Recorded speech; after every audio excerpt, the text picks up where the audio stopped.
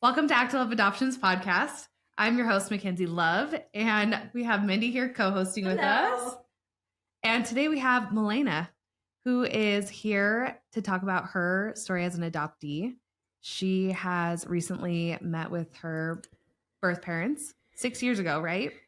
Yes. Awesome.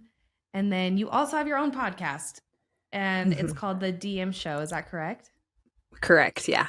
Awesome. And what do you guys talk about on there? We talk about anything and everything adoption because it's with my friend who's an adoptee, and we are definitely more on the positive side of adoption. And there's a huge negative narrative that we're not super fond of. And we just want to show people that there can be lots of joy in adoption. So that's pretty much what we strive for on there. But we also talk about real things too. It's not just all fluffy and you know what I mean? We just want people to see that there's hardship no matter what situation you're in, but you have to be the one to find the joy. That's pretty much the gist of it.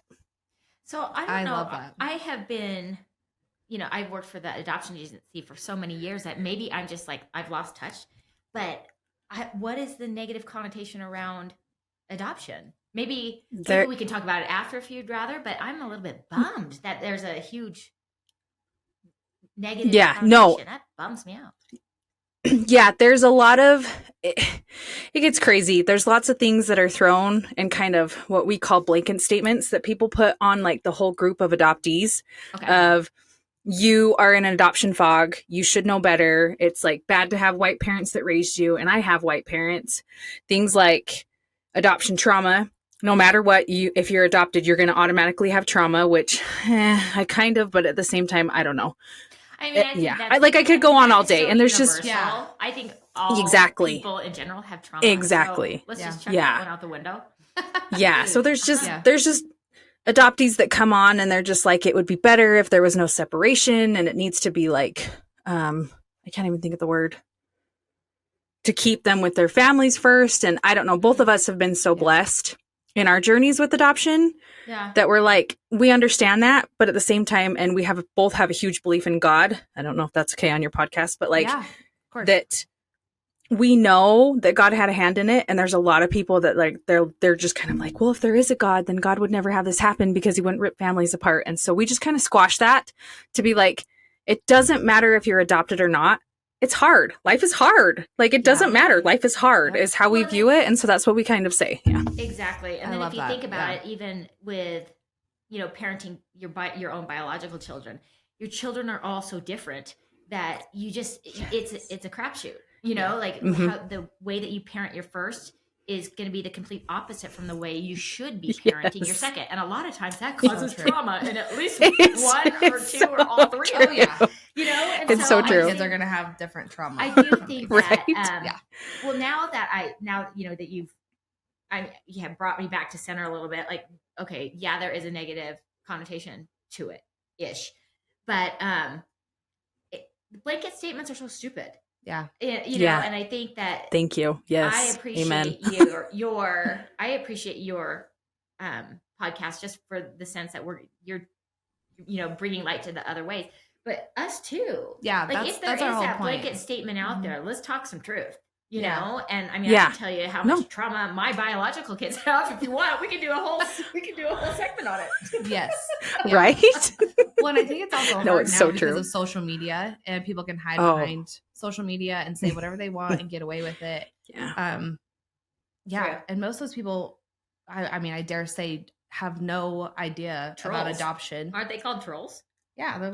Well, they're not even in the adoption community, which I think irritates us the most. We're like, shut your mouth because you have no idea what it's like. It's with everything, which frustrates me. It's like people, anyway. Oh yeah, we could go down a serious rabbit hole with that one. Yes. But like I said in the last podcast that we filmed, and I think it's totally relevant now, is that adoption, regardless of the narrative, is a very valid and amazing option. And it needs to be expressed. I mean, we in the other podcast that we were doing, it was, we were talking to somebody about the birth mother, and you think it's such a selfless, amazing gift. And being that body that was sitting in the chair, I mean, he was probably one of the most amazing people I've met. I love him. And you think everything that surrounds adoption, even if what happened previous to the adoption is ugly, it turns out in something beautiful. And It's true. There's trauma. Yes, there's this. Yes, there's that. But there's trauma in everything. Yeah. But the one amazing thing about adoption that cannot be replaced or taken away is the fact that you're giving opportunities to all people that are dealing with adoption. Exactly. You're giving the birth mother opportunities that she wouldn't be able to have. Right. You're giving the adoption family opportunities that they obviously aren't willing to have, or not willing, aren't able to have. And you're giving a child the opportunity at having a life. Yeah. Not to mention a good life. Right, exactly. So I'm going to drop my mic right now. Sorry about this. I obviously am very passionate about it. No, I think it's great. Yeah. No, and I mean, it's perfect because that's exactly how we feel. Like, and we just can't. Like, yeah. Yeah. It's just so dumb. And the other one too that really irks us is there's this thing going around that you can't love adoptive children like your own, and she's like, it's science. This chick on social media has said that, and we did a whole episode on that because it really, really, really, really irritated us, because it's like, nobody says who you can love, and we're not royalty, and my husband is definitely not blood related to me, and nor would I want him to be. Like, ew, sorry. Like any biological family that listens to this, but lately, I know this is totally off topic, but the people who do love their sisters and brothers and inbreed, have you seen the Whitakers? Yeah. Oh. No. Like, that's, no. But now so I don't know. Anyway. Oh, no, we will. Yeah. Yeah, no, I totally agree with that too. Just like you said, your husband's a perfect example of that. Not only that, I have friends that I love so much, and their kids that I love so much that I can't even imagine people even believing that. Well, what about loving an animal? Yeah, exactly. We love our pets, like, Oh yeah, I might love my pet more than some may say. Exactly. Depending on the day, I love my it's so pets true though. Right? No, yeah. It's so true. Yeah, it's so true. So we just debunked that. Yeah. So is your podcast interactive? Like, you have the two of you on it, and then yes, guests? We bring guests on, and then we do. So she actually doesn't live in the same state, so that's why I'm very we do everything over Zoom, because we record that way, and then we share it on different platforms, so people can either watch us if they want to, or listen, and it's actually been really fun. It's kind of something, and I know I reached out to Mackenzie way early on, something I felt called to start interviewing people. And to be like, hey, can you do this? Would you come do an Instagram, or Zoom over with me? And then I would post it on Instagram. And that's how I met my partner. And she had the exact same wavelength I did on adoption. And I was like, dude, we've got to do this, because I'm so sick of these people. And she's like, okay, so we've been doing it for over a year now, and it's just been the best thing ever. So we love it. Yeah.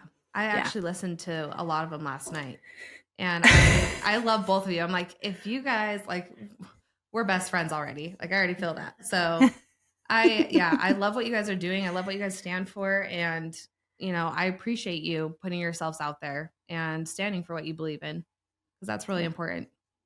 Yeah. So it's been good. It's been a wild ride, but it's good. It's really good. We have yet to meet in person, which is the crazy thing. So that's so funny. But sometimes it works better that way. Yeah. Oh, it's true. It's so true. Right? Yeah. I feel that. So if you're okay with it, let's just jump in. We'd love to hear your personal story with adoption. Okay. Perfect. Yeah. Okay. So, I was adopted at 2 weeks old. My parents, there's so much, but I'll try and give the short version of it. My parents, this is where God is huge in my story. And so I don't know if anybody out there, it solidified everything with my adoption story, has solidified my belief in God. Anyway, my parents came together at separate times, and they're both like, there's another baby out there, and they have 4 biological of their own. 7 years later, they're like, there's another kid out there. It's not supposed to come from us, but there's another kid out there. And it was crazy because they both felt that. They both had this feeling, impression that we need to do it. And that's how it started. And it went so quick. They had a lawyer in their neighborhood who knew people who did adoptions from Colombia, wham bam, my mom went down there for a whole month by herself back in 87, where it was a lot different than it is now. Yeah. And was down there and got me and stayed a whole month down there, brought me back. And it's just like, people like to say that, you know, with different race and that, like, it can be so traumatic, but it never was. I never felt any different. I have never felt any different. Like, yes, there are, and I love you guys, but there are a lot of white people in Utah. There just are. There are a lot of white people in Utah. And so, but I've never felt any different. I mean, it is a little bit different when I go out of state, and it's kind of a little like, whoa, okay, yeah, it's a lot more diverse, but it's never a bad thing to me. It's just kind of like, okay, yeah, there are other people out there, but I've never felt different. My parents were always so open and honest with me about everything. My mom would always tell me how much she appreciated and loved my birth mom because of what she did. So I've never had anything but gratitude for my birth mom, like for what she wanted to do. And I never wanted to really seek her out in like teenage years or anything like that. There was kind of it was Colombia. I get it. So my mom was nervous. So I don't think my mom wanted me to find her and reach out because she's like, it's Colombia. But like once I hit 30 and started having kids of my own, I was kind of like, okay, I think I want to do this. And it just fast tracked. I started getting on social media back when Facebook Lives were super popular. And so I started doing those. And it's crazy how it transpired. A friend from high school reached out to me and said, this is so ironic, but I just had a friend post that she wants to help somebody find their family, like their birth family. She used to work for an adoption agency. She'll do it for free. The only thing is you can't be mad if there's no like outcome or a bad outcome. I'm like, hey, deal, let's do this. Yeah. It took her 3 months to find my birth mom. Did you maybe not even that? Like 23 and me? No.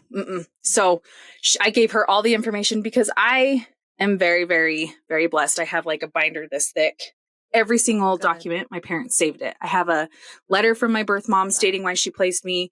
It's got like her social on there from Colombia. So like I sent everything to her. She got in this group on Facebook and got connected to this person in Colombia. And within, it felt like minutes, they had found my birth family. They reached out and got her phone number, and they're like, she wants to talk to you. She wants to meet you. And it just all was just so incredibly fast. And my husband, which is crazy too, he travels to Colombia quite a bit for work. I've never been yet because I'm not really ready to go, but we are going in August, which there's a lot of nerves there with that. But he had some contacts. They actually called and spoke to her. And then he called me back because he speaks English. And he was just like, you know, it's crazy because at the time I started looking, she started praying like even harder for me, that like I was okay and that I had found peace and like had a good life. And it's just crazy how it just all happened. And so then it was Father's Day of 2017, I believe. Yeah. That we talked and we met, and it's crazy because the youngest, so there's 7 kids total and I'm smack dab in the middle, but none of them were really raised by her. So like when I first met them, there were those feelings of, oh, there's so many kids. Why just me? Why was I the only one placed? Right. But then as I've gotten to know them more, it's like, okay, no, I know God wants me where I'm supposed to be. And the youngest out of all of us, ironically, he speaks English. And so he can translate everything for us, like between me and her. And it's just crazy. Like everything that fell into place. And it's been so good. And I think distance has played a big role in it too, like to where things have stayed good because the closer you are to people, kind of, we were talking like distance, you know, kind of keeps it so it's not so chaotic and crazy. But it's been a good experience. And like I said, we finally made the decision. My husband kind of finally convinced me. He's like, because he flies everywhere. So like, I mean, there's no excuse for me to be like, we can't fly. It's too expensive, because he's got so many points that he's like, no, we can go. No, we can go. Let's and do it. So exactly. So we're actually headed there in August. You can I can feel my body change. You can probably see my body change because it brings me like severe anxiety, but it's going to be good. Like it's something that I'm finally ready to do. My kids are old enough that I'm in that teeny tiny baby stage anymore, which I'm grateful for, but it's just like, no, absolutely not. Good.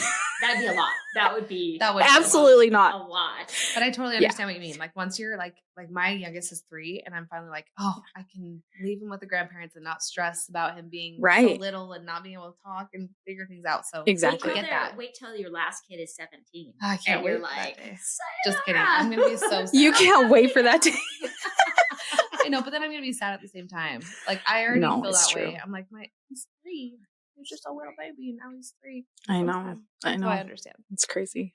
So, okay. So you have 7, there were 7 biological siblings or 6. Yeah. 7 of us take 7. So there's 6. Together. Sorry. There's 7 total. Yeah. Including and me. Then, so you were so how did your mom find somebody who wanted to place a baby for adoption? You weren't in an orphanage, right?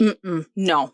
So it's kind of, the lawyers had a connection through like some lady here that she used to, I don't know. No, she worked through Salt Lake Community College. Yeah. So they're like, we will do it this way. We don't take any money. The only thing we ask is that you help pay for the mother and her situation. And so that's pretty much what it was. And which I'm like, that's how it should be. I'm sorry, but that's how it should be. I get there's legal crap and paperwork and whatever, but I'm just like, adoption is ridiculous. It's like, okay, that sounds bad. The expenses of it are ridiculous, I should say. We know you mean. Right? But so they got connected with them. And then there were other people down there. And they were part of the church. I mean, if people here in Utah, I mean, it's, the Latter-day Saint church who it's all kind of a part of down there.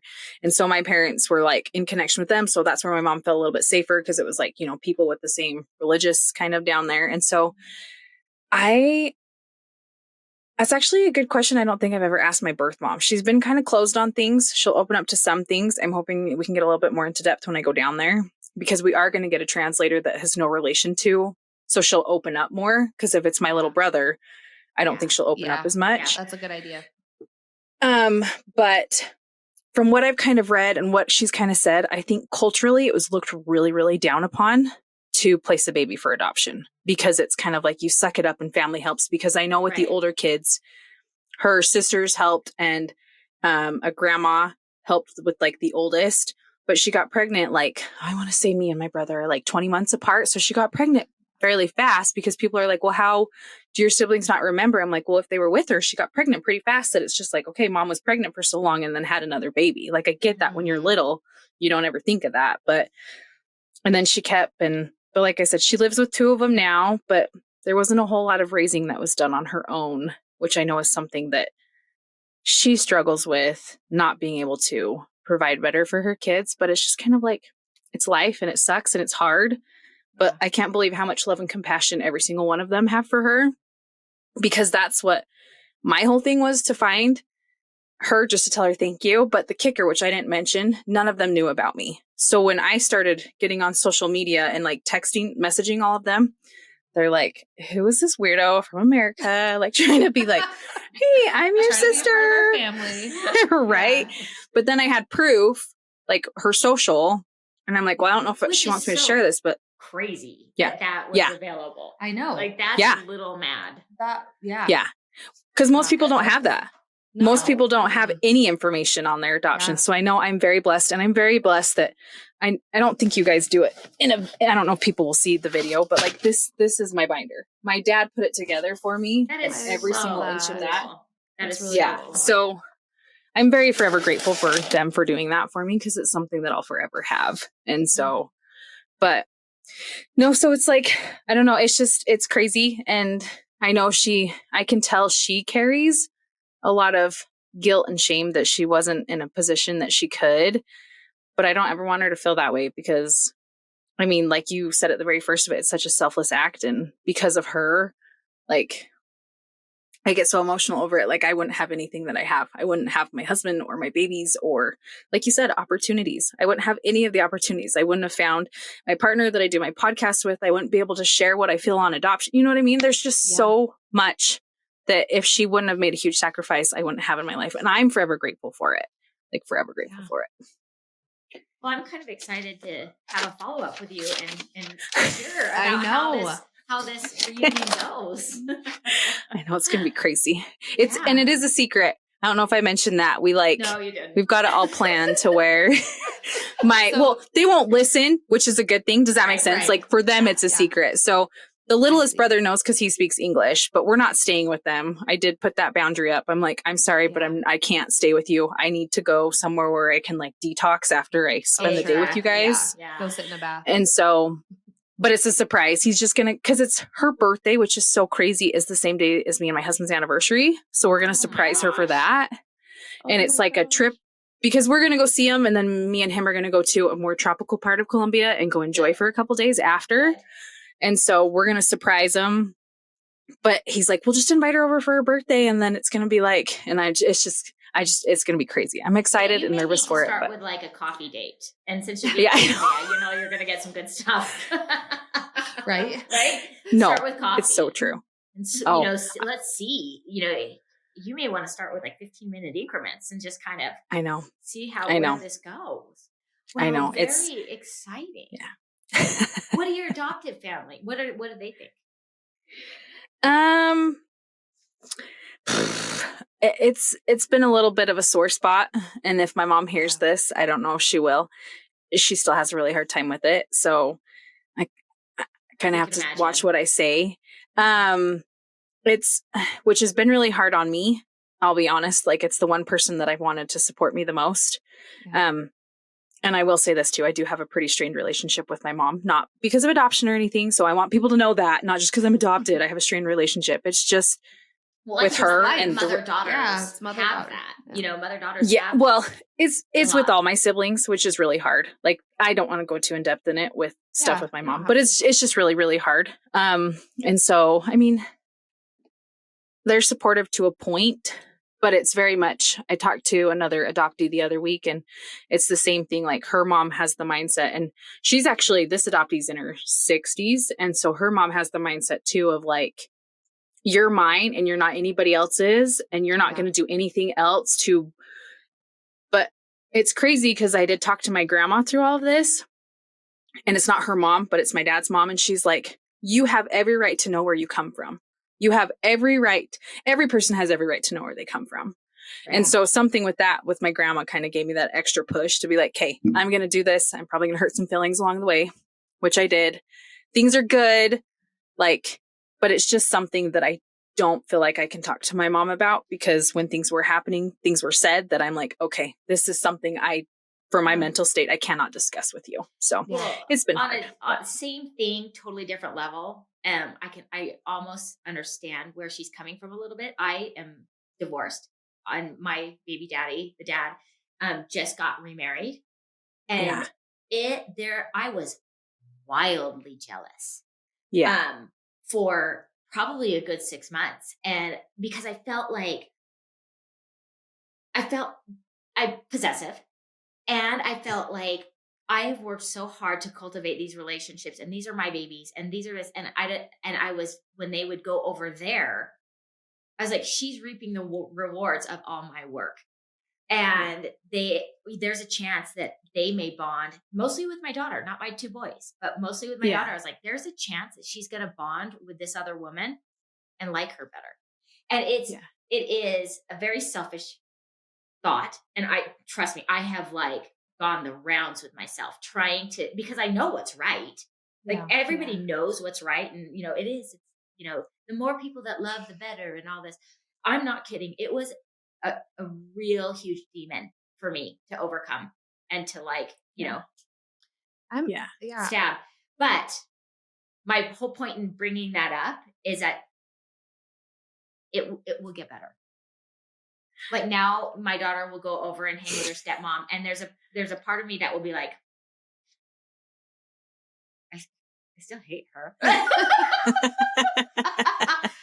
It's funny that you bring that up though. I mean, I think that there's always, it's a mom's job to find the love and to find the selflessness. And that's one thing that your birth mom found in utero was the selflessness. And so it'll come around. It'll all work itself out. And I'm not saying it'll be pretty.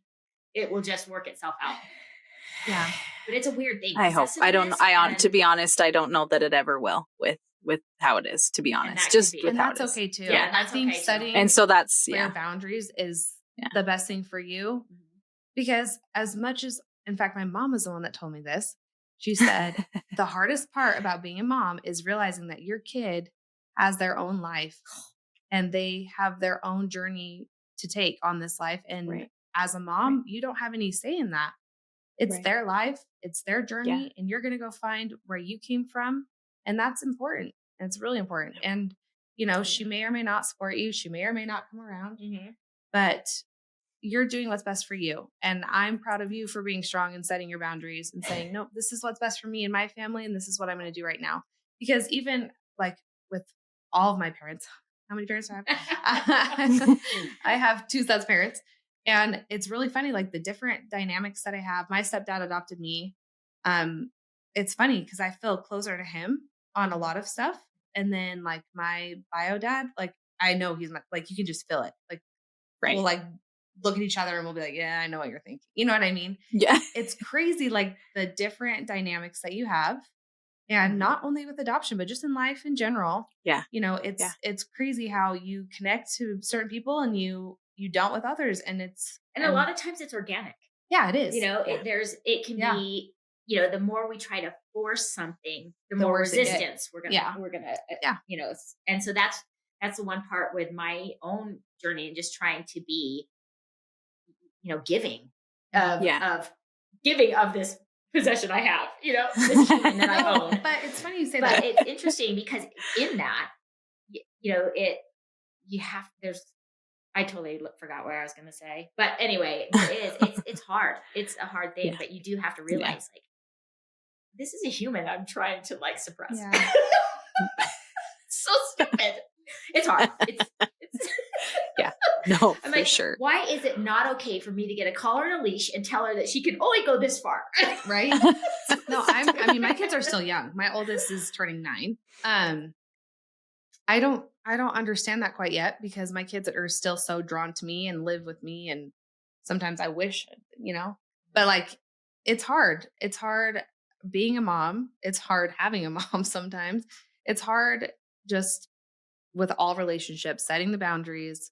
And like she said, like, some people you just get along with and some people you don't. And that's okay. Yeah. And it's okay too. Yeah. I'm just proud of you for going and still doing it because you deserve it and you deserve the answers. So after all of that, that's what we want to say. So the adoptee, you were talking about, did you say the person that you do the podcast with is 60? Is she the one that you were talking about, the adoptee that was 60? No, that's a guest that we had come on who, when she was saying that. No, her story's crazy. Like her mom has passed away and she's met her bio dad, her bio mom has passed away, but her story's like amazing. It actually it's our latest episode we had on there. Her name's Donna and she was like a crazy addict to lots of different things and has overcome that and found God. And she's an amazing human. And she doesn't blame adoption on anything. And that's what we kind of get at is she's like, it doesn't matter. Like, so yeah, she's a pretty amazing human. That's awesome. To find your bio dad, that would be a lot harder because I'm sure it was closed. I mean, I'm not sure, but I would assume the adoption was closed.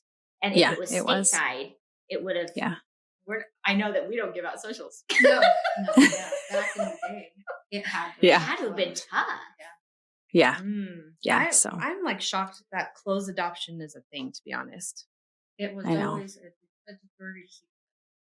Well, if you think about it, though, we didn't have social media either, really, until like, so it wasn't like you could go online to Facebook and be in a group and have, like you couldn't do that. I know. I just feel like every child should know where they came from. Like just for medical issues, like everything. I think that should be something. So I am glad that open adoption is more prevalent. Yes. Yeah. Sure. I'm with you on that. Yeah. Yeah. Crazy.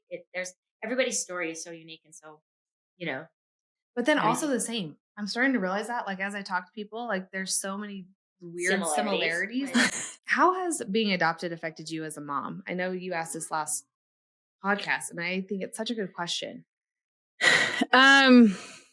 That's kind of where my turn went to seek out my birth mom. The older I got, the more, I was like, well, I never had a doubt that like I wouldn't be able to have children. And we have been very blessed to where when we've tried, we've had kids. But as soon as I had my daughter, it opened up something in me. And she's my oldest that I was like, oh my gosh, there's a chance that there's actually people out there that look like me. And that's more when it was kind of like, wow. Like, I love my family. My mom, by the way. Yeah. And that's where it's crazy is like my mom and dad, I love them. And my siblings, I love them. But I am not white, blonde, blue-eyed. You know what I mean? I'm just not. And that's where I think you were saying earlier is when I did meet my birth family, and that's what made me want to meet them, watching them do facial expressions, watching them do hand gestures or mannerisms. I'm just like, holy cow, I've never been around these people. And we do the exact same face. We do the exact same, like, it's just so weird, like the nature versus nurture. And I actually have a friend who I went to high school with. He's an adoptee too. And he wrote a paper on it and he shared that with us because he came on our podcast. And he's like, it's just so weird when you do meet them and they do things and you're like, holy crap, like I've never been around these people before, but I do exactly what you just did. And I mean, because you get stuff from the environment you grow up in, but you also, like, it just blew my mind. But I'm very open with my kids. I mean, they know I'm adopted. They know they have aunts and uncles in Colombia. They know they have a grandma, which they think is the coolest thing, like bonus grandma in Colombia. And I mean, I've never felt any different with like my kids. Like, I mean, I don't know. The really thing with my kids is just like it more sparked for me wanting to find my birth mom more, to be like, because I finally had somebody that looked like me and she looks so much like me. She's got a lot of her dad in her too, but it's even still crazy when she makes facial expressions that I'm like, huh, like, holy cow. Because I wasn't used to that growing up. I wasn't used to any of that growing up. And so for somebody, and even my son, when he does things, I'm like, oh God, that's totally me. Like, and it's just crazy, but it's been so good for my heart too. It's like a piece that I didn't realize that like I never really cared about until I had kids. And I'm like, oh my gosh, like it's so cool to actually have people that look like me that I can hug and touch and, you know, be there with my kids. So Find that with my story, it's crazy because my adoptive dad, I'm closer to his family than I am my biological dad's family. But we actually just went to breakfast with them last week.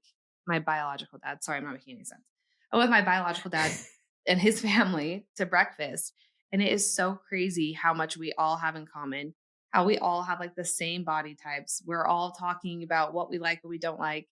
And I would be really interested to listen to that podcast with Nature versus Nurture, because I talk about that on this podcast, but I always say, you know, no one really knows, but then you can see things a certain way. And it's really funny because everyone thinks that my stepdad is actually my biological dad. But then when you see my biological dad, you're like, oh no, that's definitely your dad. But it's funny because I have picked up mannerisms and stuff from him as well. And so like, you know, you can see that they both play a huge part in adoption. Yeah. Yeah. What are you going to do first? When you go to Colombia and what, and I mean, I know you don't want to overplan, but what do you want to do first? Try not to throw up, to be honest. Probably is the first thing. Other than puke. There are some statements given. You'll probably feel vomit, at least somewhere in your throat. Mm-hmm. If not, you'll cry, most likely. And you'll have anxiety. 100%. Yeah, so 100%. What do you think? What are you planning? Are you taking childhood pictures? Are you like, what do you I didn't even think of that. That's actually, I'm grateful you asked me that, because that's like a question that I haven't even thought of, to take things with me. Like, that's actually a really, really good thing. I didn't even think of that. So thank you for bringing that up. Because my only thing is like, I'm going to get there. We'll get to the hotel we're staying at. My husband's going with me because I'm like, I ain't doing this alone. Right. So my husband will be there with me. Yeah. But I don't even know. Like, I honestly haven't thought of it so much, which is horrible, because like even my husband the other day, he's like, 4 months until we go, babe. But I like kind of block it out. Like, it's not going to happen, because then I don't have to think about it, because it's big. And I mean, because they're always like, when are you coming? When are you coming? And I'm like, it's just so hard with my kids. And now that I've actually told, like, you know, I know it's still not set in stone, but I mean, we've got plane tickets, like we know when we're going, and it's kind of just like, it's happening, but there's still a part of my brain that is blocking it out. But I didn't think of childhood pictures. I mean, that would be great to take. I think when we get there, I honestly don't know. I think we'll get there. We'll get to the hotel and then I'll be in touch. I don't know and because I have set boundaries with them already. Like, I did tell my little brother, I said, we're not staying with you. Mm-hmm. I'm talking to our mom first. Like, I'm sorry, but I want time alone with her, with none of you else in there in the room, because I just don't. Like, I want one-on-one time with her. So there's a couple things that I have done that, and he's been very respectful about it. I'm just like, and that's where, I don't know, people like to be like, well, there's so much bad that could happen. Like, he could this and this, like they could do this and this and this. And I'm just like, so far they've shown me nothing but love. And I know that's big part of my mom's worry too, is like, well, they're going to come asking for money, and they never have. And as I've gotten to know them, kind of going back to like the nature versus nurture, they're extremely hard workers. And that's something that I've always had in me. And so to see them, and they don't want free handouts. They don't want anything. Like, they would love to come to the US, but they know that they, and a couple of them have, blood, sweat, and tears, worked hard to get their visa, save up money, because money is not in Colombia like it is here. Like, it's like they earn $10 a day, I think, versus $10 an hour. And so it's a lot of hard work for them to get where they want to go. And they live in a poor place. My littlest brother actually lives with his godmother, and he lives in a nicer place. So that's where we're going to meet up. Cause he's like, if you want to go there, I'm like, I honestly don't. I don't really care to go to like a scarier place, because it's already Colombia. It's already a lot too, like emotionally, Yeah. like you don't need to put more stress on you. Yeah. No. So, yeah. So, I mean, the biggest thing I've done so far is just kind of set boundaries, but I haven't really thought of what I'm going to do, if I'm being honest. Yeah. Well, that's okay. I think that's fantastic. If I I saw the binder. This is where this whole entire thing came around, is that binder that you showed that your dad put together for you. Yeah. I would just have maybe like, you know how you can get those school pictures where you just get one every year? Just so she can see who you were and who you have become. You know? Yeah, I know. Like just a little something. I love that. I know, it'd be cute. Like one of those little picture books you can even do. That's actually a really good idea. I never thought of that. That's a great idea. Yeah. I probably will put something together like that. I mean, and I know other adoptees that have done that for their birth parents. Mm-hmm. And so you think I would know better, but like I said, it's kind of something I've just kind of tuned out. This is uncharted territory for you. Yeah. You know, I mean, you probably didn't anticipate all of the anxiety behind it. Like, you know, I feel like people think about meeting their biological parents and they just go running. And I think that there's a lot more to it. Yeah. There's a lot more to it. Podcast, he said, I didn't set any expectations. And so I thought that was brilliant to just not set expectations. Yeah. To go in, you know, ready for anything really, but be excited to meet these people that mean so much to you and are a huge part of you, and just, you know, take it one minute at a time. Yeah. And we're honestly there maybe 2 days at most, because because we're kind of turning it into like an anniversary trip, because my husband was like, do you want to go before or after we go to Santa Marta, which is the different place? And I'm like, honestly, before, because I want to go and be able to sit on the beach and do nothing. And then come home. And then come back home to our kids a little more relaxed and like, okay. And, you know, ready to talk to people about it, where I can just go with him, have that with him, experience that with him. I mean, cause I tell him everything, and then we can, you know, he can help. Yeah. God knew I needed him in my life too. He's very good for me. I would also recommend, and I did correspondence with the adoption agency. So I dealt with this a lot. Yeah. And I would recommend taking a journal. And that way, because you said I can come home and talk about it, there's a greater than great chance you won't be ready to. Correct. Well, and you might block it out. Like traumatic things like that. I've noticed that if I don't write it down, I don't remember. Yeah. And there's a lot of things I wish I would remember. And I never wrote it down. So. And that way you don't have to say it. Yeah. And if it's a journal, and you can put your fondest of memories, but you can also put your ugliest of thoughts. And then that way you're releasing it. Right. And then you don't even have to bring the journal home with you if you don't want, but just something where you can kind of be uncensored and unedited and have that time on the beach. I think that would be a really good thing, probably. That is a good thing. No, and I didn't even think that. And I do journal, but I didn't even think of that. I think that's because it's so therapeutic to journal just anyway, because you can write whatever you want on paper. And so that's a great idea. Great idea. So that's what I'll probably bring it home, because I mean, and that's the thing. You'll know in a time like when or what you should do. But at the agency, we used to have like everything would come to us, and then we would forward it on. And there was a lot of times that you would get things that, mostly from birth mothers, that they would call back and be like, I really don't want that, because they would be talking about their experience. And a lot of times they'd be like, okay, just hold it for me. And then when I'm ready to pass it on, we can pass it on. But that it is therapeutic, I think. Yeah, for sure. And I know a lot of birth mothers do it. And I know a lot of adoptive families send stuff all the time too.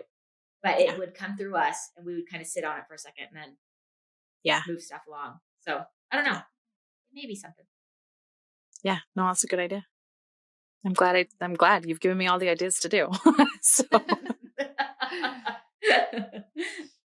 yeah, I think that's why I procrastinate though, because I don't deal with the stress of thinking about something. Mm-hmm. And then when it comes, I'm like, okay, now I got to do it. Let's go.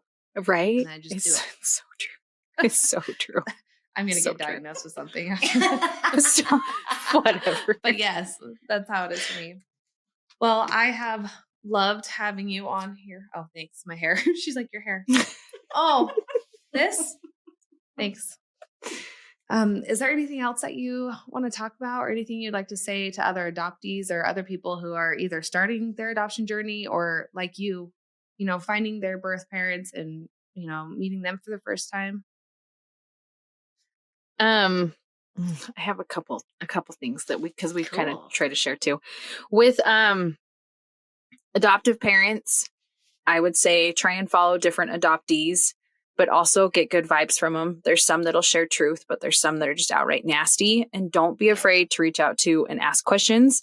And don't be afraid to adopt. I feel like that's the biggest thing I have a lot with adoptive parents that follow me. They're scared, but then they find me and they're like, okay, there is happiness. With adoptees, if you want to find your birth parents, do it. If you don't, then don't. And don't let anybody force you one way or the other. It's got to be your choice. Don't let people stop you. It's not their journey. They don't know. Your adoptive parents may think they know what's best for you in that situation, but to be honest, they don't. And I know that's a really harsh truth, but they don't. So do it if you want to do it.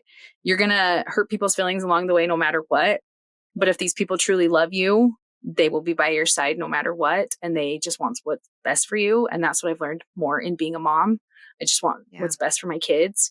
And I can't imagine getting in the way of them trying to seek and find who they are with something as big as adoption. But, and then I don't even know anything with birth parents. I'm just so grateful for my birth mom. Like I have mad respect for birth moms because it's a huge thing. With birth dads, we've actually had one come on our podcast. It's a crazy story. The birth mom lied to him about his kid and everything, and he ended up getting his kid back. But the people that took his kid, that sounds really bad, who took care of his kids for the first while after he was placed, they're still in their life. He got his son back, but they're like bonus parent because they had him for 4 months of his life. And so now it's just one big happy family. And that's where it's like, if people are willing to open their hearts and to let that love come in, it can work out. And I know it's hard when there's more love. And I know kind of, how you were saying, and I know that's how it is with my mom, the jealousy feelings and stuff. But with me, I feel like I've never given her any reason to question me. And so that's where I kind of get frustrated with that, because to me, it's like, there's always room for love. And if you're not willing to let there be more room for love, then that's a you thing. That's like a. So don't let what other people that's and that's the truth behind it is a you thing. It was a me thing. The one thing I did ask from my daughter is just a little grace. Yeah. And for sure, is because when everything is dealt with kindness, then everybody will be okay. If she can see that, like, I am struggling, they'll be like, what's wrong? Yeah. Why do you always go there? Just give me a little grace. Well, I think now being a mom. I'm not saying you do that. But with teenagers too. Yeah, with teenagers, it's totally different. Like if you would see my daughter, you'd be like, whoa, that deserves an Oscar. That was Oscar worthy. Well, and I think like once you become a mom, you start having more grace for your mom because you start realizing all the sacrifices and all that she has done for you to a certain degree. For sure. I mean, of course, there's for sure other circumstances out there. But me personally, like as I've become a mom, I have so much more love for my mom and the sacrifice and everything that she did and does for me. So I love what you said about don't let anybody stop you from whatever it is. Like if it's not finding your parents, good. Yeah. Because I think we know our threshold. We know what we can handle and what we can't. Correct. And so if somebody's not ready, awesome. And I also want to point out, if you are ready to find your birth mom, if you are seeking, I think it'd be just kind of cool for us to offer ways to do it these days. And I know that it used to be back in the day, we would use Facebook, when Facebook was available. And that's, 15, 20 years. Facebook has been quite a tool. These genetic tests now are amazing. Yeah. And it's amazing who you can find. And so if somebody is looking to find a birth child or a birth parent, the genetic testing, and granted, if you're worried about felonies and stuff like that, or if you're a murderer, because you know how they did find murder via the genetic test, maybe don't go that route. But genetic testing is probably one of the best and most accurate ways to find somebody these days. Oh, yeah.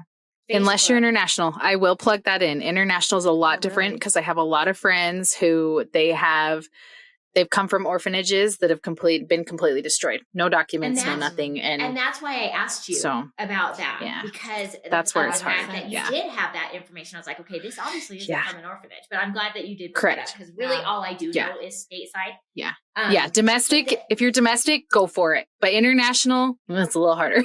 I mean, still do it, but I can't are those people that you got in contact with that like to search.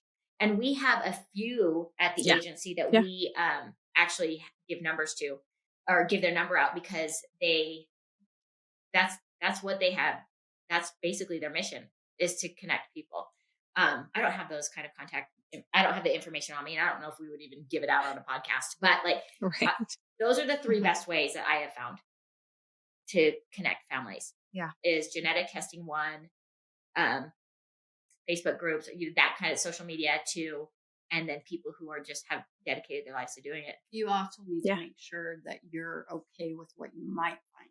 Absolutely, because you never know. Yeah, I would say 90% of the time, you are going to walk away feeling like that wasn't what I expected.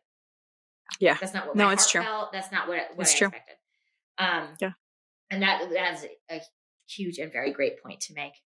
Is expectations should be, try to keep them as limited as you possibly can. And they might not want to be found. Yes.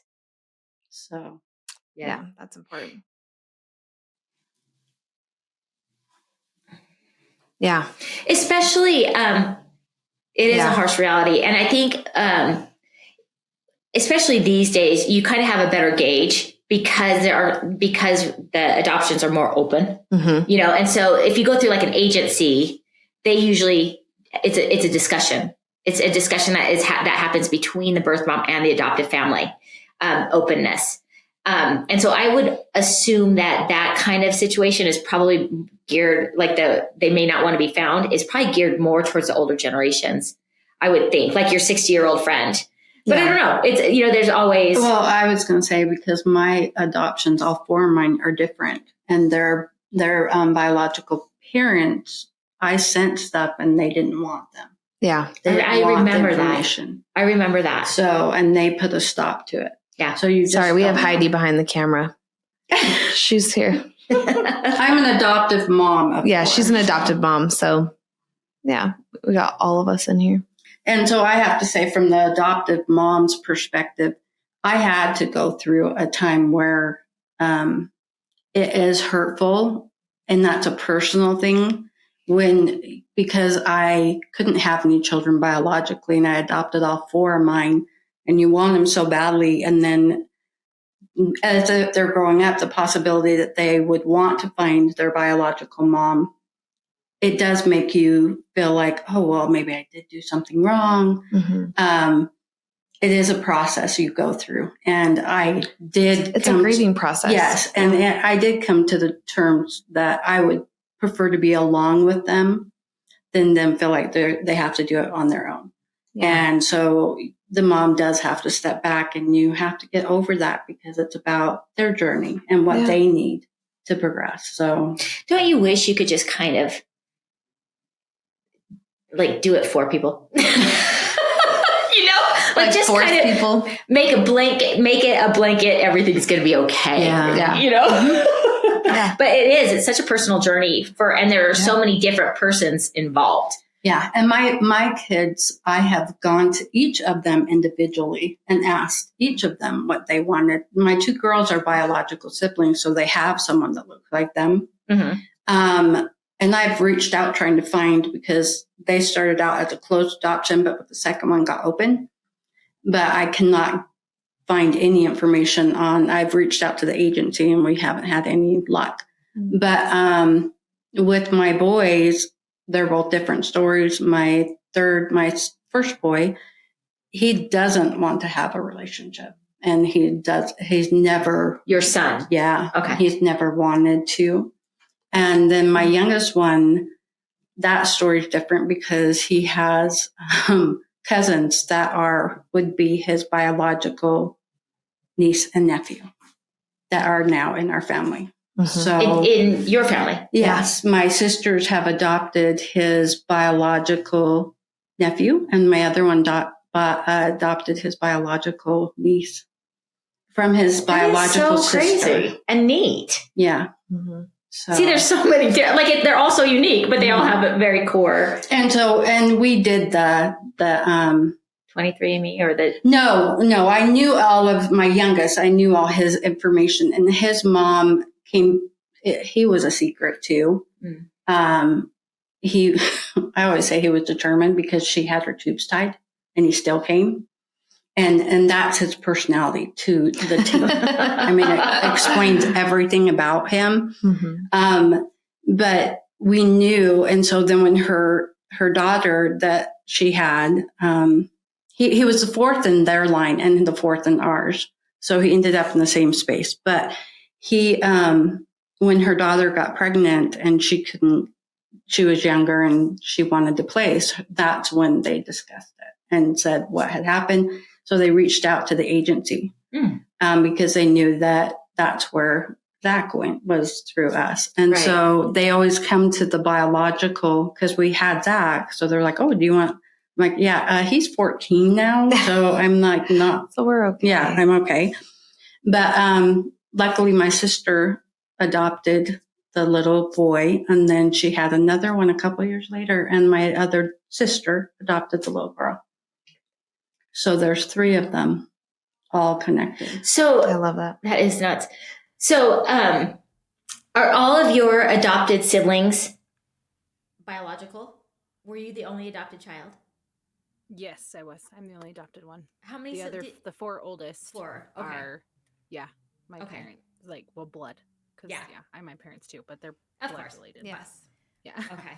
Yeah. What I was going to say about the book. Sorry, I got distracted.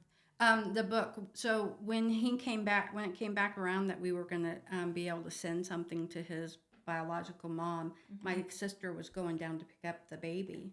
We were able to send a book, and I was able to allow him. Well, I had him write her a letter. Oh.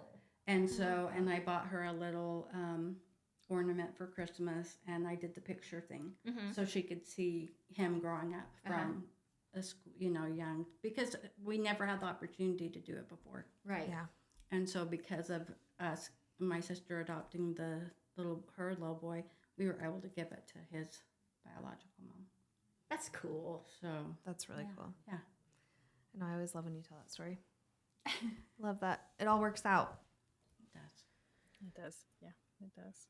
Well, not always. Are you? Well, yeah. I mean, it all works out. But it works. It happens. Right. Right. And we all work through it. It might not work how you want. Yeah, exactly. But it happens. Gets there. And we all deal with it. Exactly. In our own way. Right. Well, thank you so much for your time and for your thoughts. We really appreciate you coming on here. And I'm sure we'll have you on here again too. And we'd love to have an update after you get back. Yes, I would love to hear. Yeah, for sure. Yeah. I'll probably be sharing lots on my social. So if you want to see that, well, Yeah. I say that, but once I'm there, I'll share more. I can't really share before because sometimes my birth mom watches and it's gotta be secret. Yeah. So- Keep it a secret. Yeah. But You know what you should do? I mean, and this is a small task, is maybe learn how to speak her language. I'm just kidding. I was going to say, I am totally kidding. I've tried and I don't want to. I know it's horrible. My husband knows more Spanish than me, so it's fine. Oh my gosh. I wouldn't want to either. It would be so hard. I was just teasing. No, they have, I was playing with that Google Translate the other day. And they, you can learn languages like just like that now. Mm-hmm. I mean, not like that. I'm sure it's super hard. But anyway, I'm teasing. Yeah. No, it's awesome. No, you're good.